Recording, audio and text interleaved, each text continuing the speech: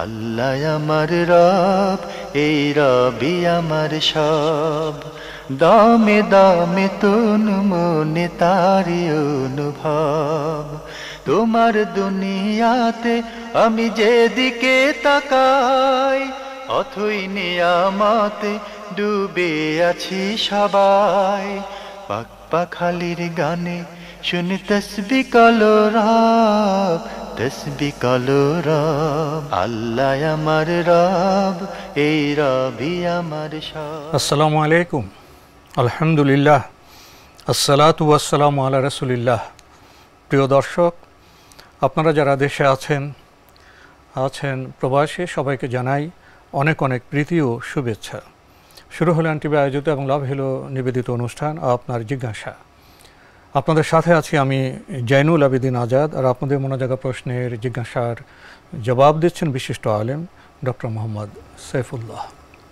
আসসালামু আলাইকুম ওয়া রাহমাতুল্লাহি ওয়া বারাকাতুহু।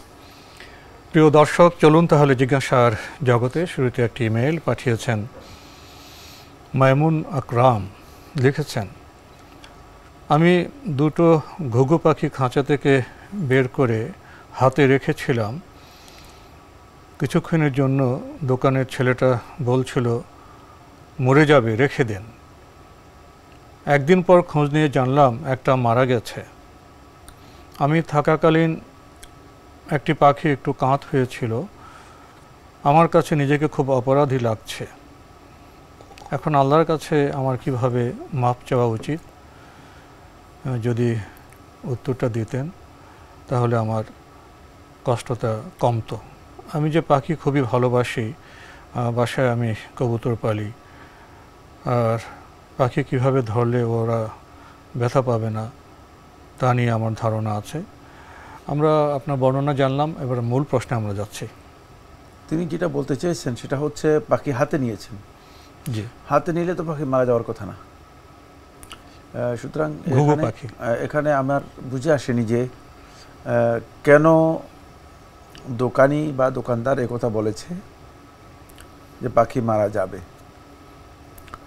আর বাকি পরবর্তীতে মারা গিয়েছে। এর জন্য আপনি গুনাহগার হবেন না, কারণ আপনার কাছে তো, আপনার হাতে তো মারা যায়নি। আর আপনি এমন কোনো আচরণ অথবা এমন কোনো কষ্ট পাখিকে দেন নাই যার যে কারণে পাখি মারা যেতে পারে। শুধু কিছুক্ষণের জন্য হাতে রেখেছিল। সুতরাং এর জন্য আপনি আল্লাহ তাআলার কাছে এভাবে ক্ষমা প্রার্থনা করতে পারেন যে আল্লাহ, যদি আমার কোনো ভুল হয়ে থাকে, ত্রুটি হয়ে থাকে, যদি আমার কারণে হয়ে থাকে, তাহলে আমি আপনার কাছে ক্ষমা চাই। মানে কিন্তু এখানে আসলে সরাসরি কোনো অপরাধ আছে বলে আমার জানা নেই। আমি দেখতে কোনো ইচ্ছাও ছিল না পাখিকে কষ্ট দেওয়ার। পাখি হাতে নিয়েছেন, এখন সেটার জন্য আপনাকে যদি মনে করেন যে না এই কারণেই মারা গিয়েছে, তাহলে আল্লাহ তাআলার কাছে দোয়া করেন, আল্লাহ যদি আমার কারণে এই পাখি মারা যায় তাহলে আমাকে ক্ষমা করে দিন। বাকি আপনার বক্তব্য থেকে আমরা স্পষ্ট এটা বুঝতে পেরেছি, এটা আসলে এই কারণে নয়, হতে পারে এর কোনো অন্য কোনো সমস্যা ছিল যেটা হয়তো দোকানদার জানতো। একটা তো মরেনি, জি, দুটো পাখি দোকানদার জানতো, হয়তো যেটা দোকানদার জানতো যে এটার কোনো না কোনো প্রবলেম ছিল। সে প্রবলেমের কারণেই হয়তো সে আপনাকে অ্যালার্ট করেছে, এই কথা বলেছে যে মারা যেতে পারে। সুতরাং সেটা দোকানদারের সাথে জড়িত বিষয়। আমার মনে হচ্ছে ইনি অস্থির হবার, একেবারে নিজে অরিড হয়ে মানে দুশ্চিন্তায় থাকার। আর স্বাভাবিক বিষয় হলো কেউ দোকানে গেলে পাখি কিনতে চাইলে সে তো পাখি দেখবে, হাতে নেবে, পরখ করবে। জি জি, করতে এটা তো গুনাহ হওয়ার কোনো কারণ না। নেই। জি জি না। আমরা জানলাম বিষয়টি সম্পর্কে। প্রিয় দর্শক, এবারের ইমেলটি পাঠিয়েছেন শামিমা নার্গিস। লিখেছেন, শুক্রবার মসজিদে একজন আফ্রিকান মহিলাকে দেখলাম তাহিয়াতুল মসজিদ নামাজ আদায় করছেন হাত না বেঁধেই। হাত দুটা ঝুলে আছে। রুকু সিজদা করলেন ঠিকই, হাত না বেঁধেই সুন্নত নামাজ শেষ করলেন। এভাবে কি করা যায়? তার সুন্নত নামাজ কি হবে? আর যদি ফরজ নামাজে হাত না বাঁধেন তাহলে কি হবে? ধন্যবাদ। আপনি প্রশ্ন করেছেন যে শুক্রবার মসজিদে দেখেছেন যে একজন আফ্রিকান মহিলাকে হাত না বেঁধে সালাত আদায় করতে। হ্যাঁ, আফ্রিকানদের একদল লোক, তারা মালিকি মাযহাবের অনুসরণ করে থাকে। মালিকি মাযহাবের একটি বক্তব্য রয়েছে, সেটি হচ্ছে সলাতে হাত না বাঁধা। আমরা সলাতে এভাবে হাত বাঁধি, বাঁধা নয় আসলে, হাত বাঁধা এই বিষয়টি শুদ্ধ নয়। এটা হচ্ছে হাত রাখা আর কি, মানে হাতকে একটি হাতের উপর আরেকটি হাত রাখা। তো এটাকে হয়তো অনেকে বাঁধা হিসেবে উল্লেখ করেছেন, কারণ হাত বাঁধা হচ্ছে মানে একেবারে হাতকে বেঁধে রাখা, এরকম কিছুই না আসলে এখানে। বাকি 2 নম্বর হচ্ছে মালিকি মাযহাবের উলামা কেরাম বলছেন না, হাত ছেড়ে দিবে, সোজা থাকবে। এটা মালিকি মাযহাব এবং সাইদি মাযহাব, শিয়া ইমামিয়াদের মধ্যে কেউ কেউ এটাকে গ্রহণ করেছেন। মালিকি মাযহাবের এটা পরিপূর্ণ মাযহাব নয়। মালিকি মাযহাবের যারা ইমাম আবুল কাসিম আল তাকি রহমতুল্লাহ আলাইহি রিওয়ায়াতটি গ্রহণ করেছেন ইমাম মালিক রহমতুল্লাহ আলাইহি থেকে, তারা এই বক্তব্যটি দিয়েছেন। ফলে আফ্রিকার বেশিরভাগ দেশে হাত বাঁধা হয় না যারা মালিকি মাযহাবের অনুসরণ করে থাকেন। অনুরূপভাবে দুবাইয়ের অনেক এলাকাতে হাত বাঁধা হয় না, এবং দুবাই রাষ্ট্রীয়ভাবে তারা মালিকি মাযহাবকে অনুসরণ করেন বলে স্বীকৃতি দিয়েছে। ফলে সেখানে অনেকে তারা হাত বাঁধে না, আবার কেউ কেউ হাত বাঁধে, কেউ কেউ হাত বাঁধে। এক্ষেত্রে হাত বাঁধা আর না বাঁধা, অথবা হাত মানে রাখা আর ছেড়ে দেয়া, এই দুইয়ের মধ্যে শরঈ হুকুম কি? শরঈ হুকুম হচ্ছে সুন্নাহ। সুতরাং সুন্নাহ যদি কোনো কারণে সলাতে ছুটে যায় অথবা কেউ ইচ্ছাকৃত তরক করে, তাহলেও তার সলাত নষ্ট হবে না, নামাজ হয়ে যাবে, নামাজ হয়ে যাবে। তাই এই দিক থেকে মানে নামাজ তার হয়ে যাবে। তবে তিনি মাযহাবের অন্ধ অনুসরণ করার কারণে তিনি হয়তো হাত না বেঁধে এভাবে সলাত আদায় করেছেন, কিন্তু আমাদের জন্য উচিত নয়। নবী সাল্লাল্লাহু আলাইহি ওয়াসাল্লামের হাদিস সহিহ বুখারীর মধ্যে যেটা এসেছে, সেখান থেকে স্পষ্ট বোঝা যায় হাত ওয়াদুল ইয়াদিল ইউমনা আলাল ইয়াদিল ইসরা, বাম হাতের উপর ডান হাত রাখবে সলাতের মধ্যে, এটা হচ্ছে বিধান। ফলে এই হাদিসটি মুতাওয়াতির পর্যায়ের হাদিস। তো ইমাম মালিক রহমতুল্লাহর যে রেওয়ায়তটি রয়েছে, রেওয়ায়তটি কি? এই রেওয়ায়তটা সাজ, একেবারেই মানে বিচ্ছিন্ন একটি বক্তব্য। যারা ইমাম মালিক রহমতুল্লাহ আলাইকে মৃত্যুর আগে দেখেছেন তারা অনেকে এটা রেওয়ায়ত করেছেন। তার কারণ ছিল ইমাম রহমতুল্লাহ আলাই একটি মাসআলায় মানে তখনকার যারা শাসক ছিল তাদের সাথে একটা দ্বিমত তৈরি হয়েছিল। ফলে ইমাম রহমতুল্লাহ আলাইকে ব্যাপকভাবে বেত্রাঘাত করা হয়েছে, তার হাত এবং বাহুতে আঘাত করা হয়েছে, হাত এবং বাহুতে আঘাত করা হয়েছে, বেত্রাঘাত করা হয়েছে। ফলে ওই বেত্রাঘাত করার কারণে ইমাম রহমতুল্লাহ আলাই হাতগুলো এভাবে সোজা রাখতেন, হাত উঠাতে পারতেন না শারীরিকভাবে। হ্যাঁ, আপনার যদি হাত অবশ্য হয়ে যায় তাহলে আপনি উঠাবেন কিভাবে? তিনি সমর্থ ছিলেন না। মানে হাত উঠানো, তার জন্য হাত বাঁধা অথবা হাত রাখা, সেটা বুকের উপর হোক অথবা পেটের উপর হোক, এটা ইমাম রহমতুল্লাহ করতেন না। এটা কেউ কেউ দেখেছেন, তারা হয়তো এর উপর ভিত্তি করে মনে করেছেন যে ইমাম রহমতুল্লাহের মাযহাব হচ্ছে হাত ছেড়ে দেয়া, বিশেষ কারণে সেটা অনেকে উপলব্ধি করে। করেনি। এই ভুলটুকু পরবর্তী সময়ে যারা রেওয়ায়াত করেছেন তারা ইমাম রহমতুল্লাহের মাযহাব হিসেবে উল্লেখ করে দিয়েছেন। এটি সহি বক্তব্য নয়। জি, আমরা খুবই গুরুত্বপূর্ণ বিষয় অবগত হলাম। প্রিয় দর্শক আরও লিখেছেন, কেউ মৃত মায়ের নামে কসম করলে, পরে কসম ভাঙলে, তাহলে কি তাকে কসমের কাফারা আদায় করতে হবে? সে ব্যক্তি কসমের ব্যাপারে বেশি কিছু জানতো না, না বুঝে বলে ফেলেছিল। হ্যাঁ, সে ব্যক্তি মৃত মায়ের নামে কসম করার কারণে সে মুশরিক এবং শিরকি কাজ করেছে। কারণ কোনো ব্যক্তির নামে লা তাহলিফু বিআবাইকুম ওয়ালা আজদাদিকুম, তোমরা তোমাদের বাপদাদার নামে কসম করো না, এটা শিরক। ফামান হালাফা বিগাইরিল্লাহি ফাকাদ আশরাক, যে ব্যক্তি গায়রুল্লাহ নামে কসম করলো সে শিরক করলো, এই শিরকি কাজের মধ্যে লিপ্ত হয়েছে। এই ব্যক্তি ইসলাম গ্রহণ করতে হবে, আবার তওবা করে ইসলাম গ্রহণ করতে হবে। সে তো ইসলামের মূল যেই চেতনা সেখান থেকে বিচ্যুত হয়ে গিয়েছে। তার এই কসমটুকু তাকে এবং কাফারা আদায় করতে হবে, জরিমানা হিসেবে কাফারা আদায় করতে হবে। কসম ফাসিদ হওয়ার কারণেও তাকে কাফারা আদায় করতে হবে, যেহেতু সে আসলে কসম করেছে কিন্তু কসমটা তার ফাসিদ ছিল।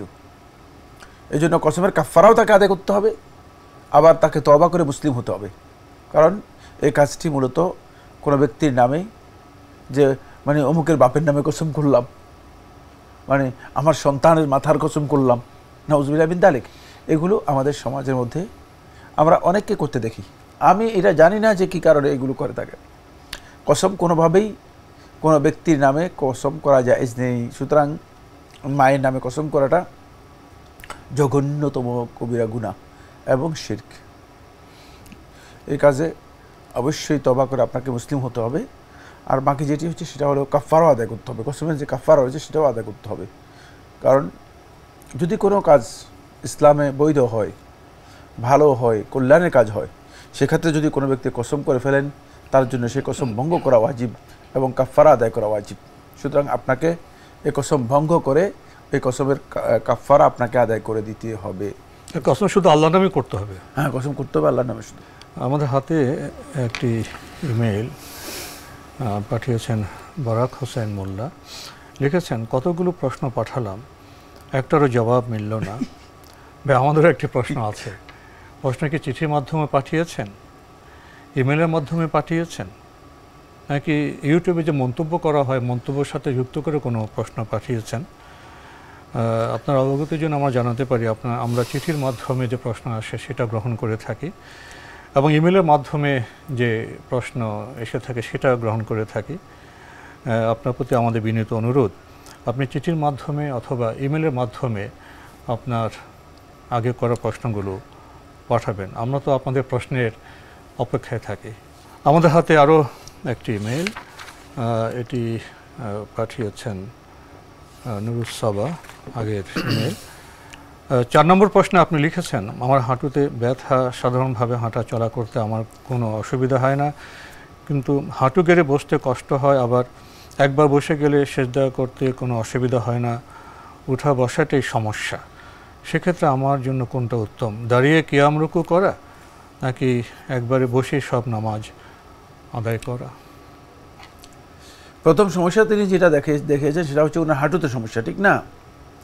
হাঁটুতে সমস্যার কারণে তিনি কি করতে পারেন না, রুকু করতে, উঠা বসাটাই সমস্যা, উঠতে পারেন না, বসতে পারেন না, উঠে বসতে কষ্ট হয় ওনার। তাহলে আপনাকে কিয়াম করতে হবে, রুকু করতে হবে। তারপরে যেহেতু আপনি মানে নিচে বসতে পারেন না, তাহলে সিজদার ক্ষেত্রে আপনি ইচ্ছা করলে ইশারায় আপনি সিজদা করতে পারেন, কিন্তু আপনাকে কিয়াম এবং রুকু দুটাই করতে হবে। কিয়াম এবং রুকুতে তো আর উঠা বসা নেই। সেক্ষেত্রে আপনি যদি কিয়াম এবং রুকু করতে পারেন তাহলে আপনি কিয়াম এবং রুকু করবেন। আর হাঁটুর কারণে যদি আপনি মানে উঠা বসার সমস্যা বসেন তাহলে উঠতে পারবেন না, এই সমস্যা হয় থাকে, তাহলে আপনি এই সমস্যার কারণে আপনার জন্য বৈধ রয়েছে, আপনি সিজদা ইশারা করতে পারবেন। তবে সেটা কোন পর্যায়ের সমস্যা বা কোন পর্যায়ের কষ্ট? স্বাভাবিকভাবেই মানে একজন ব্যক্তি যদি অসুস্থ হয় থাকে তার কিছু কষ্ট এমনিই হয়। উঠা বসা কি এমনিতে কি সহজ নাকি? সহজ নয়। সালাতের জন্য জ্বর হলে তো মানুষের উঠা বসা কষ্ট, তারপরে অন্য কোনো অসুস্থতা থাকলেও শরীরের মধ্যে উঠা বসা কষ্ট। কষ্টটা যদি এমন কষ্ট হয় যে কষ্টটা আপনার সিজদা আদায় করতে প্রতিবন্ধকতা তৈরি করে না, তাহলে সে কষ্ট আপনাকে সহ্য করতে হবে। কিন্তু কষ্টটা যদি এমন হয় যে সিজদা আদায় করতে প্রতিবন্ধকতা তৈরি করে, সিজদা আদায় করা সম্ভব না, মানে অসম্ভব, সিজদায় গেলে আর আপনি উঠতে পারবেন না। যেমন আপনি নিচে বসলে আর উঠতে পারবেন না, আর একজন এসে হয়তো উঠাই দিতে হবে, অথবা উঠলে আপনার মানে কোমরে বড় ধরনের ব্যথা হবে, আর আপনি মানে পরবর্তী কাজগুলো যেভাবে করা দরকার সেটা করতে পারবেন না, সারভাইভ করতে পারবেন না, আরও বেশি অসুস্থ হয়ে পড়বেন, তাহলে এটা ওজর হবে। কিন্তু এমনি কষ্ট তো সবাই লোকেরই, মানে বসতেও কষ্ট আছে, মানে স্বাভাবিক যেই কষ্টগুলো রয়েছে সেই ধরনের কষ্ট হলে কোনো ব্যক্তির জন্য বৈধ নয়, তিনি কি করবেন, কোনো রুকন নষ্ট করবেন। এটা কি স্পষ্ট? জি, আমরা জানলাম বিষয়টি সম্পর্কে। প্রিয় দর্শক আরও লিখেছেন, আমার বাবা 3-4 বছর আগে মারা গিয়েছেন, মারা যাবার 3-4 বছর আগে থেকে তিনি প্যারালাইজ ছিলেন, তার মুখে কোনো জবাব ছিল না, তিনি আমাদের কোনো কথা বুঝতেন কিনা সেটাও বোঝা যেত না। এমত অবস্থায় আমার বাবার টাকার বেশ কিছু জাকাত বাকি পড়ে যায়, যা ওই মুহূর্তে আমরা খেয়াল করতে পারিনি। আমরা সঠিক জানিও না তিনি কবে শেষ জাকাত দিয়েছিলেন। আমাদের বাবার মৃত্যুর পর আমরা ভাই বোন আনুমানিক হিসেব করে যতটা সম্ভব তার জাকাত আদায় করেছি এবং তার তরফ থেকে বেশি বেশি করে ক্ষমা প্রার্থনা করেছি। এখন আমাদের প্রশ্ন, আমার বাবার যে ফরজ কাজটা বাদ ছিল তিনি আদায় করতে পারেননি, সেটা আমরা করার চেষ্টা করেছি, এতে আমরা কি আশা করতে পারি আমাদের বাবার মুক্তি পাবেন? অবশ্যই আমরা আশা করতে পারি, আপনিও আশা করতে পারেন। আল্লাহ সুবহানাহু ওয়া তাআলা অনেক মহান, অনেক উদার, অনেক বেশি দয়ার অধিকারী। তিনি কাউকে পাকড়াও করার জন্য, কাউকে কষ্ট দেওয়ার জন্য, কারোর উপর বার্ডেন করার জন্য কোনো বিধান দেননি। সুতরাং আপনারা আপনার বাবার পক্ষ থেকে যতটুকু যাকাত আদায় করেছেন আল্লাহ সুবহানাহু ওয়া তাআলা এটা কবুল করবেন এবং আল্লাহ রাব্বুল আলামিন যাকাতের যে ফরিদা আছে সে ফরিদা তার কাছ থেকে উঠে নেবেন। স্বাভাবিক নিয়ম অনুযায়ী মৃত্যুর পরে ইসলামের বিধান হচ্ছে যাকাত তার উপর আর ফরজই নেই, কারণ তার তো মৃত্যু হয়ে গিয়েছে, সম্পদের মালিকানা অন্যের কাছে চলে গিয়েছে। যাদের কাছে মালিকানা চলে গিয়েছে তাদের উপর যাকাত আসবে, মৃত্যুর পরে তার উপর আর যাকাত আসবে না। এই বিষয়টি আমাদেরকে খেয়াল রাখতে হবে, এই বিষয়টি অত্যন্ত গুরুত্বপূর্ণ, এই বিষয়টি অত্যন্ত গুরুত্বপূর্ণ। আপনারা বেশি পরিমাণে তার পক্ষ থেকে সদকা করুন, দান করুন। আমি আশা করি ইনশাআল্লাহ তাআলা আপনারা যতটুকু করেছেন এর মাধ্যমে তিনি তার উপর যাকাতের যে দায়িত্ব আল্লাহ রাব্বুল আলামিন ছিল ফরজ, সেটা ইনশাআল্লাহ আদায় হয়ে যাবে।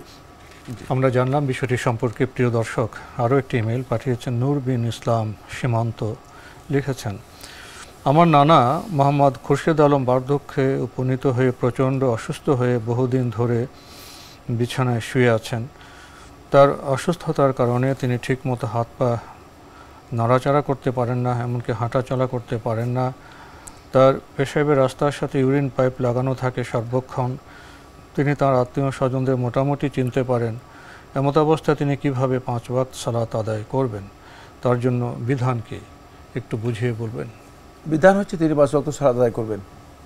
যে অবস্থায় আছে, যেভাবে আছে সেভাবে তিনি চেষ্টা করবেন 5 ওয়াক্ত সালাত আদায় করার জন্য। তাকে অন্যরা সহযোগিতা করবে, অন্যরা সহযোগিতা করবে।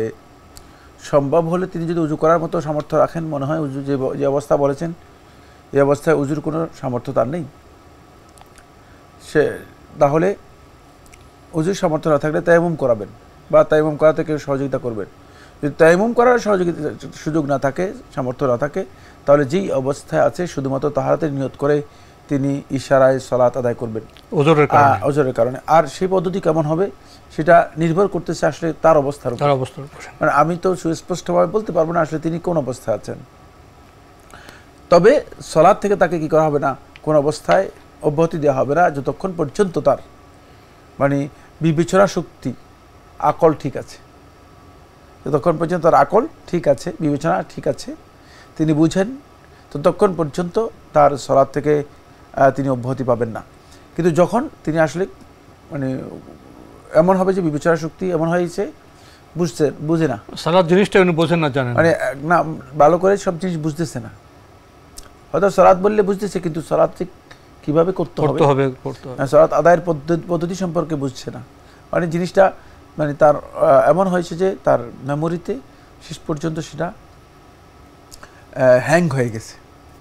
মানে যদি মেমোরিতে কোনো কারণে হ্যাং হয়ে যায় তাহলে তার উপর থেকে সালাত রহিত হয়ে যাবে, সালাত আদায় করতে হবে না। বাকি অবস্থা, বাস্তব অবস্থা সম্পর্কে আপনারাই সবচেয়ে ভালো জানেন। যেহেতু যে এখানে যে বক্তব্য এসেছে সেই বক্তব্যের আলোকে আমরা চেষ্টা করেছি মূল কথাটুকু বলার জন্য। জি, তো আজকে আমাদের এখানে শেষ করতে হচ্ছে। আপনাকে অনেক ধন্যবাদ। আপনাকে অনেক ধন্যবাদ। প্রিয় দর্শক, আমরা দেখছিলাম এনটিভি আয়োজিত এবং লাভ হিলো নিবেদিত অনুষ্ঠান আপনার জিজ্ঞাসা। আমাদের এই অনুষ্ঠান আপনারা এনটিভি অনলাইনেও দেখতে পারবেন। ভিজিট করুন www.ntvbd.com। এছাড়া ইউটিউবে এবং আমাদের ভেরিফাইড ফেসবুক পেজেও অনুষ্ঠান দেখতে পারবেন। চিঠি লিখুন, প্রশ্ন পাঠান আমাদের ঠিকানায়। পরিচালক আপনার জিজ্ঞাসা, এনটিভি, বিএসসিসি ভবন, 7ম তলা, 102 কাজী নজরুল ইসলাম এভিনিউ, কারওয়ান বাজার, ঢাকা 1215। ইমেল অ্যাড্রেস আপনার জিজ্ঞাসা @ntvbd.com। মহান আল্লাহ আমাদের সবাইকে নিরাপদে রাখুন, রাখুন শান্তিতে। আসসালামু আলাইকুম। আল্লাহ আমার রব, এই রবি আমার সব, দামে দামে তুন মনে তারি অনুভব। তোমার দুনিয়াতে আমি যেদিকে তাকাই, অথই নিয়ামতে ডুবে আছি সবাই। পাক পাখালির গানে শুনি তসবি কালো রব, তসবি কালো রব। আল্লাহ আমার রব, এই রবি আমার সব।